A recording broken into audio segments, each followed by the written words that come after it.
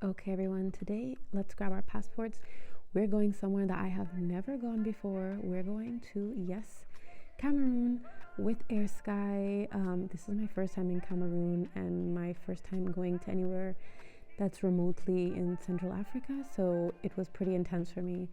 Starting from the airport, this place was hot and the visa process was so complicated, but thankfully I made it there safely, just in time to experience so many amazing things. I managed to stay at this very beautiful place that I did a collaboration with. So this is an amazing kind of eco guest house, Cameroonian owned, extremely beautiful, RKS in Kribi. If you're going to be in Cameroon and if you're going to be in Kribi, like the area I was, this is somewhere that I would recommend 100%. If you are a sustainable traveler, which you probably are if you're on my channel, this is a place to stay. This is really like, you feel like it's your home away from home. I think I would have gone crazy during my trip in Cameroon if I didn't come back to this place. It was so beautiful, it was so calm, it was so quiet. It's not necessarily on the beach, but it's pretty much right next to the beach. Like, you'll look at the window and you will see the beach. The interiors was completely clean. The owner is amazing. The family that runs it is amazing. They told me that everything was pretty much made in Cameroon, so it's really nice to have that special touch.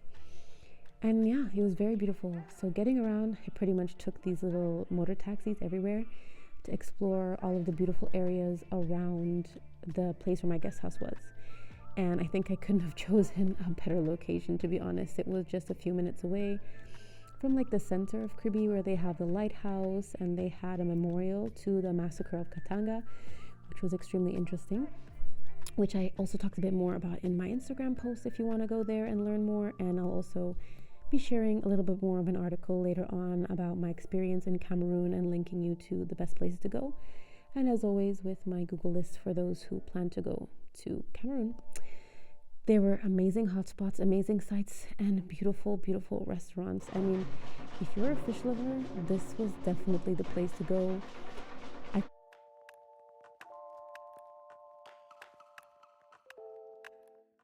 I mean, just look at this place. Like I said, you can see the beach right from my window, right from my balcony. This is really just a beach getaway. One of my favorite moments, if I managed to get back from the conference I was there for in time for the sunset, was just sitting and watching the beach and watching the sunset.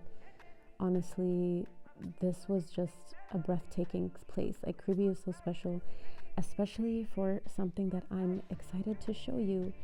Of course, sunsets are beautiful, but of course, as I said, we're by the beach.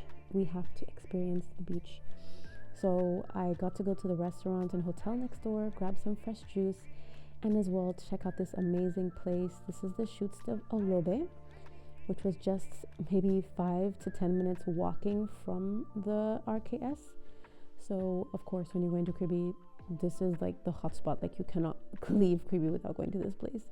And apparently, according to the boys, the trick of being in Kribi is to also get a coconut. So to sit by the chutes and drink your coconut, you have to get the two things done. If not, it's like you didn't even go to Kribi. So this was a must do.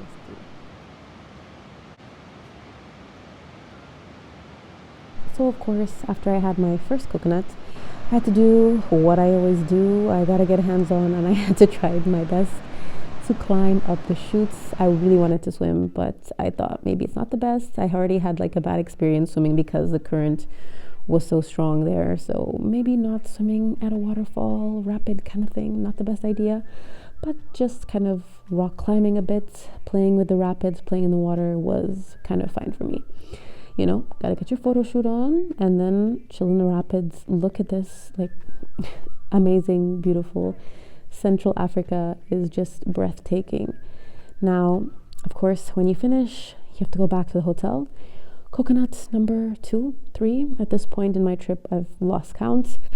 And unfortunately, my trip had to come to an end. But before I left again, I went back to the chutes to do this typical boat trip. I didn't do the boat trip the first time because I thought it wasn't really necessary.